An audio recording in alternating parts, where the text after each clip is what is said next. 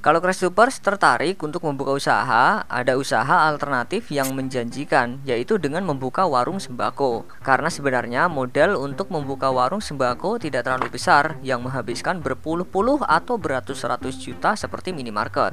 Ada beberapa yang Crash Tubers harus dahulukan, seperti misalnya kulkas kaca untuk minuman, etalase makanan dengan ukuran 1,5 meter kali 1 meter, rak besi susun yang masing-masing harganya Rp550.000, lalu timbangan digital, meja seharga Rp350.000, kursi yang masing-masing harganya Rp161.000, etalase rokok dengan ukuran 50 kali 20 kali 50 cm, kalkulator ya kalau masih pakai ya, tali rafia yang masing-masing harganya Rp15.000 kali 3 buah, terus gunting yang harganya Rp10.800. Jadi total modal awalnya sejumlah Rp7.885.000.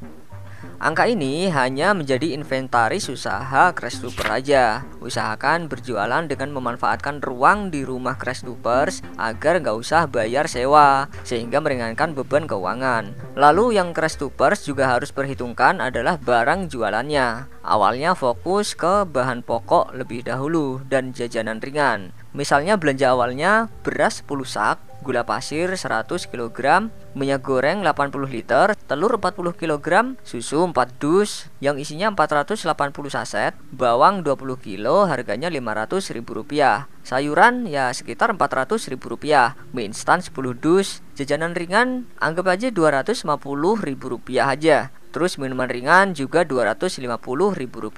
Total biaya untuk barang jualan ini senilai Rp7.500.000.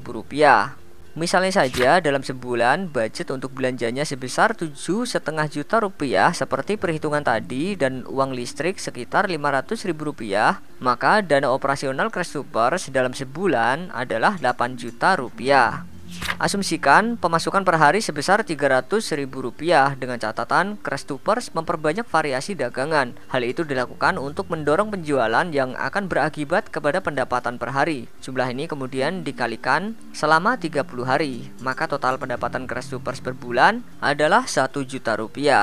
Dengan angka seperti itu, maka kemungkinan Crash Tubers akan balik modal dalam kurun waktu kurang dari 2 tahun. Daripada fokus menantikan balik modal, lebih baik fokus kalian dialihkan ke ekspansi usaha dengan cara membuka cabang toko sembako. Total inventaris, barang jualan, dan dana operasional toko pertama adalah sejumlah Rp15.885.000, atau biar lebih mudah kita buletin aja jadi Rp16 juta ya.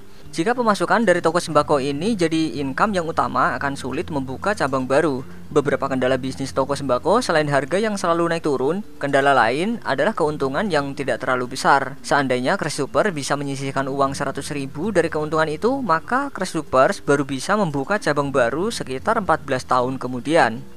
Tapi tenang dulu ya, coba kita cari jalan keluar. Jalan keluar yang paling mungkin adalah melakukan pinjaman sebesar 40 juta dengan tenor panjang, misalnya 60 bulan atau 5 tahun. Maka dalam sebulan, Crash Tubers harus mengembalikan pinjaman sebesar Rp666.666. Pinjaman itu akan kita pecah. Nih, berikut rinciannya. Rp16 juta untuk pengadaan inventaris dan barang jualan di bulan pertama. Lalu Rp20 juta untuk sewa tempat selama setahun. Maka kalau dipecah sebulannya itu Rp1.666.666. Terus Rp4 juta untuk gaji satu karyawan yang dalam sebulannya mendapatkan Rp1 juta. Karena sudah punya pengalaman di toko yang pertama, di toko baru ini Crash Tubers bisa mendapatkan pemasok yang lebih miring harganya, sehingga margin lebih lebar dan meningkatkan penjualan secara online yang meningkatkan pendapatan per hari. Kira-kira begini nih rinciannya. Kita belanja beras 10 sak, gula pasir 100 kg, minyak goreng 80 liter, telur 40 kg, susu 4 dus, bawang 20 kg, sayuran, mie instan 10 dus, jajanan ringan dan minuman ringan. Dan total biaya untuk barang jualan di toko baru senilai Rp6.950.000. Jika ditambah dengan listrik dan uang sewa tempat, maka dana operasional kalian di toko baru itu senilai Rp9.116.666.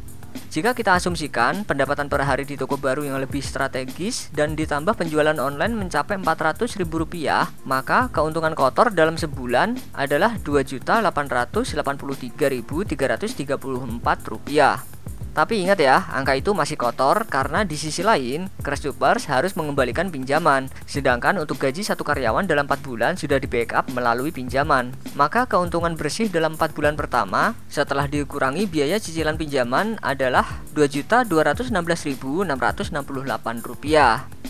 Setelah berlalu 4 bulan, Crash Tubers sudah harus mengeluarkan dana untuk membayar gaji karyawan. Maka dari itu, dana operasional kita yaitu uang belanja gaji karyawan, uang listrik, ditambah uang sewa tempat, yaitu sebesar Rp10.111.666. Untuk keuntungan setelah 4 bulan, hitungannya adalah pendapatan Rp400.000 kali 30 hari. Terus dikurangi operasional, dikurangi lagi biaya cicilan pinjaman. Dan keuntungan yang kita dapat adalah Rp1.217.334.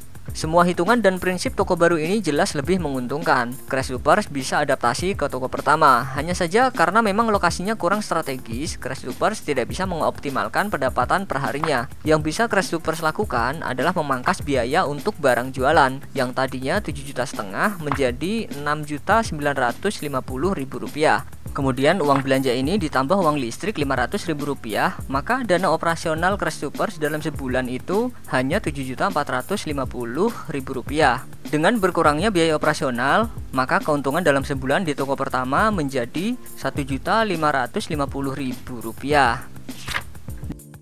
Dari dua toko tersebut, maka Crash Tubers akan memperoleh keuntungan dengan total Rp2.767.334. Dan setelah 5 tahun yang mana pinjaman akan lunas, keuntungan yang kita dapat sebesar Rp3.434.000.